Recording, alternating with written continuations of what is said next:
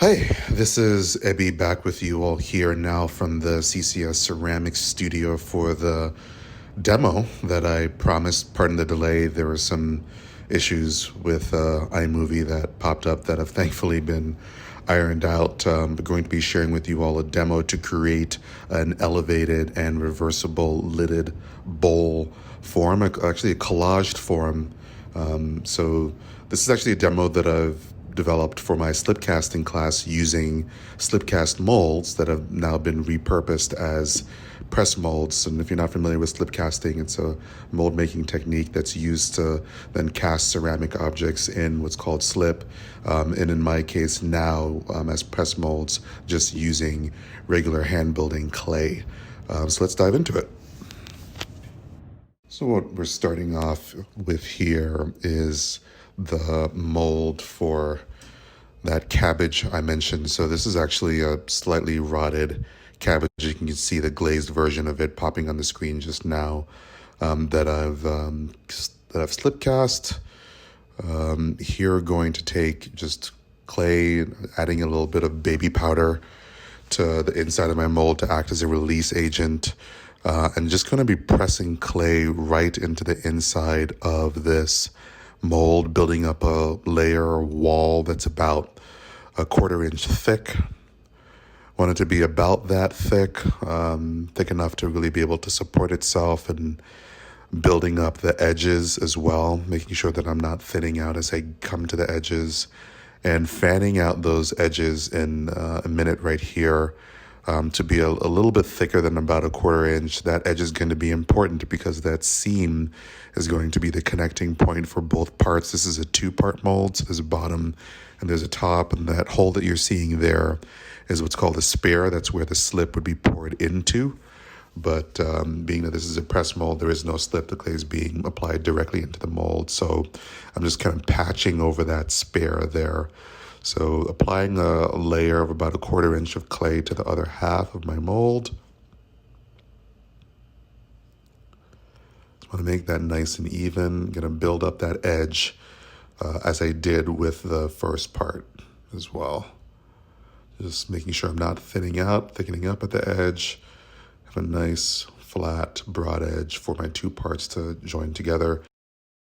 And here I'm using just a plastic fork and doing what's called scoring, creating these channels, these grooves on the edge that are going to lock into corresponding grooves on the other part that I score.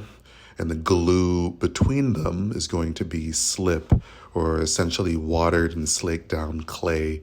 It's going to bond the 2 parts together. So now I'm applying slip with just a brush and a knife there to that edge pretty generously. The slip is pretty thick, and I want it to be pretty thick in this case because I wanted it to dry just a little bit faster. I think I was able to get these pieces out of the mold almost as soon as I had cast them. I think I waited probably about 10 minutes. But if I was using running or slip, it would take longer for it to set and dry to the point where I could pop the pressed cast out. So here, locking it together, giving it some pounds to make sure the bond is nice and tight, and setting it aside. So this is a squash, a very rotted squash that I also slip cast, also giving it the inside of it, a layer of baby powder, and brushing that in with a brush and doing the same process. So building up a wall that's about a 1/4 inch on the inside of the mold, and then building up the edge there just a little bit wider than a 1/4 inch to really give my parts a nice kind of broad place to land and to join with each other. So just taking real special care that that's done well, because if it's not, then your parts won't join and you'll have to start all over again. You'll notice that there's some texture, rather a lot of texture on the inside of this mold, and just need to be careful as I'm applying the clay that I'm getting an even layer of clay from about a 1/4 inch going, like traveling and moving with that texture to avoid high spots and thick spots. And the best way to do that is to just, really visualize that that surface and make sure you're accounting for it in the layer applying above, or to just be pretty generous in how well I'm applying clay in this case to account for any potential thin spots. So this is my last piece here. I also have a spare that would be used to pour in slip, but I'm filling that in because I'm going direct and pressing clay into this rather than slip casting with it, scoring that edge, creating those grooves that are going to join my 3 parts. I'm going to score all the parts. So there's my second, doing all the scoring necessary for that. And then my third and last, scoring that up nicely, and then grabbing some slip, adding that to the edge. Again, being pretty generous with the application of the slip. Nice and thick. And my third part getting its application of slip here as well.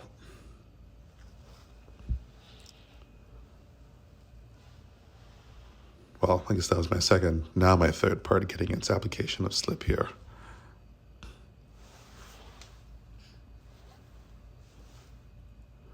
All right, ready to put the parts and pieces all together. That's my first combination there. There's a bit of an edge of seam. You want to see the slip really squeeze through that seam. That lets you know that you have a nice contact. And now just banding that together with some rubber bands, just to making sure that the parts stay nice and tight and don't loosen out as it's drying. So about 20 minutes passed in between me throwing the rubber band over the mold and the separation. There was a little tear there that I repaired with a bit of clay and just wiggling out my pressed cast from the mold. And there I go. There's my cabbage. Pulling out my squash. And the first part released, second part released, just giving it a little bit of a wiggle to help it release. And now the third part is releasing, doing a little bit of, I think I got like a tear there, doing a little bit of patching. And there we go. There's my squash. Wonderful. All right. So now ready, after I've let both dry to the point of being about leather hard, I'm going to cut my cabbage in half to make both the bottom and the top parts of my lidded bowl. Here, just using a pocket knife that happened to be in my toolkit. You can use a fettling knife as well, just really marking out that line. I grabbed a pointer tool, a wooden pointer tool, to really define that line a bit more, and then going back with the pocket knife to open that up. I'm now spending a lot of time with the rounded end of my wooden pointer tool to just really smooth out the interior of that bowl shape, because it's going to be seen. Just making it nice and smooth, just really finessing it. Checking for fit just early on there, and then really working on that edge. Finessing that as well, getting it fairly flat. Doing the same thing on the top, what I'm referring to as the top. Kind of scraping and sculpting it, checking for fit again. That's looking nice. The clay's pretty wet, and I want to make sure that as I'm working on it that I don't end up with any gaps in the seam or the edge where the two come together. So now I've got my rotted squash, which is going to form the base, actually, of my elevated lidded bowl form. It's going to be the base of the stem. So, and that top part's going to come back at some point, but here just cutting off the top of the stem to have a flat surface for the bottom of my bowl to rest on. Just checking it out, just seeing how it looks there before hitting the bottom part of my bowl with a hair dryer just to firm it up a little bit. That white stuff that you're seeing, that's the baby powder that'll burn off. And I think I got a little bit of a tear, just kind of repairing that and then checking for fit again. marking out on the bottom the I guess the line, the circle that'll dictate where I need to score. So scoring the bottom of my bowl shape here, again creating these grooves that are going to lock together with the corresponding grooves on the stem.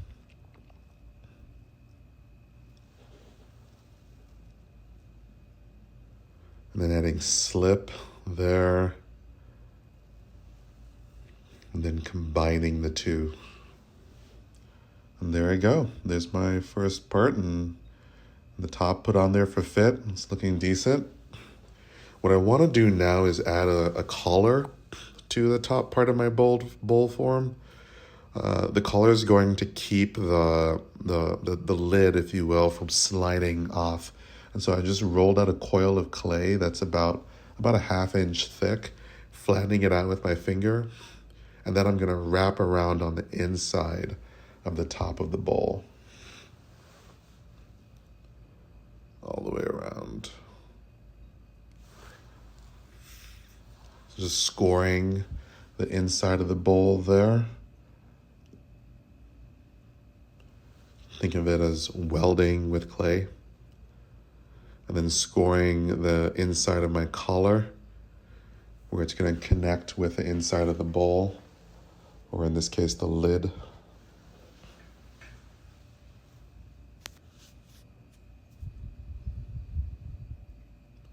And then squeezing that on, applying that, going all the way around. And just kind of squeezing and flowing the color, just kind of blending it into the bowl shape.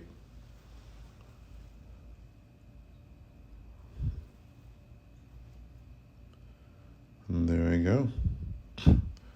Just carving up the collar a little bit, really defining that edge. It's going to be important for a fit with the bottom part of the lidded bowl.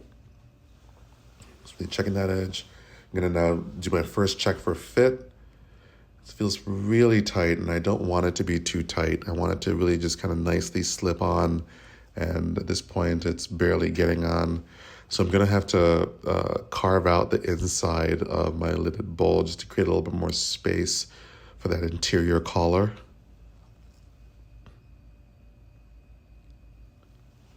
And then also carve out, just using a loop tool and my wooden pointer tool, the collar as well. So here I have the loop tool to just kind of finesse the inside of this form. And work the edge as well. All right, checking for fit again. It's a little better now. It actually closes, but still just a bit too tight. I don't want it to be too tight because I also need to account for the width of glaze. Like I am going to glaze the interior of this bowl shape all the way around. So I want to account just about 1/8 of an inch for that, just to make sure I know it fits, and just kind of firming up the bottom part of my elevated bowl here with a hair dryer, just to make sure that it's firm enough to be able to support the weight of the lid that's going to be on it. Bringing the lid back and also firming that up a little bit with a hair dryer.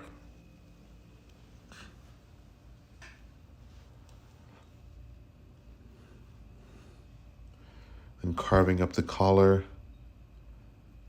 Making sure it fits well.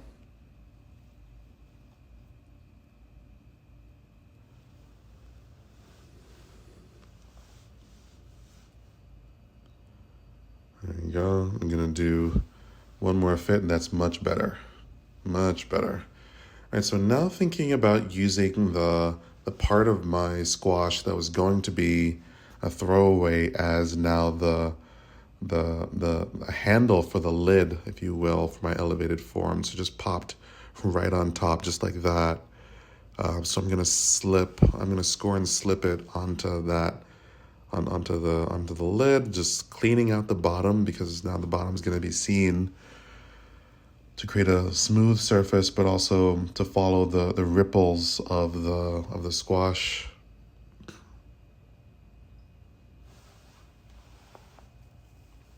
Using my loop tool to carve that out. You can see, there we go. The ruffles. And now creating a little bit of a dip to support the lid of the bowl a bit better, and going to score and slip. Just kind of marking out where I need to score, and then scoring with the fork, scoring the handle here, if you will, adding some slip to the top, and joining. There we go. I'm also going to reinforce, because it's a little thin, that join point with a bit more slip, and then also I use just a really thin coil of clay to reinforce that even more. So just here hitting it with a hair dryer, and then here doing that reinforcing that I was talking about.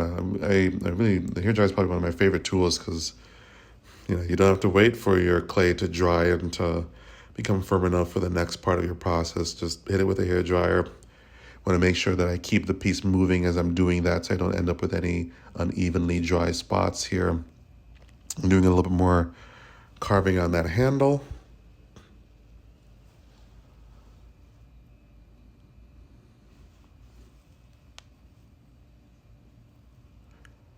Just really getting it just right. Checking for fit. My first look at the completed form looks good so far. I'm gonna do a little texture work at the bottom there.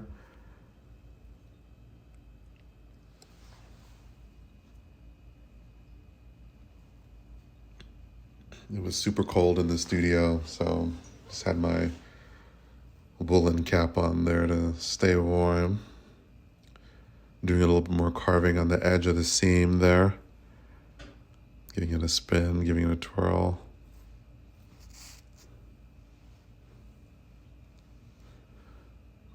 And there we go. I just realized at this point that my form could be reversible. So what I'm referring to as the lid could itself be another bowl for, I don't know, salsa, and then the other for chips, or strawberry and fondue, whatever it might be. So now really working that rim so that it's pretty considered, so that it operates and holds up well formally and aesthetically as a bowl shape, and not just as a functional element for the other bigger side of the bowl here. Carving out the outside edge of that collar just to make sure my fit is good. Checking for fit, and that's looking good. So at this point, realized once again that being reversible, the bottom part of my shape here would need to be cleaned up. Here, just kind of doing a little bit more carving and cleaning on the inside of the top part, but I'm doing the same here on the edge.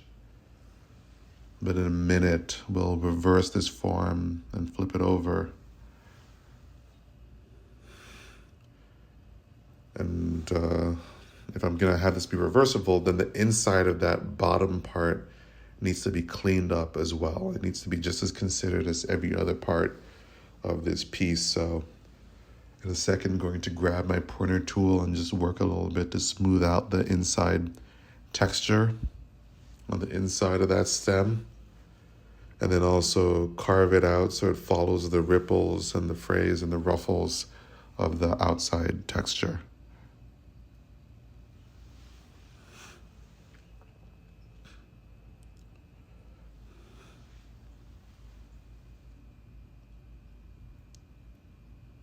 All right. Coming along here. And there you go. Now kind of trying to blend the texture of the squash stem into the bowl.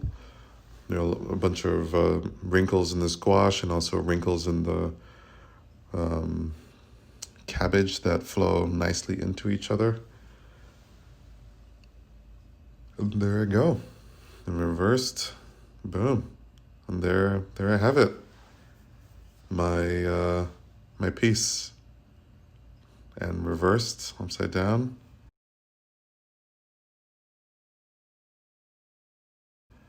Ready for, well, once it's fired, ready for some chips and dip, or fondue and strawberries. So there's it, and there's it reversed.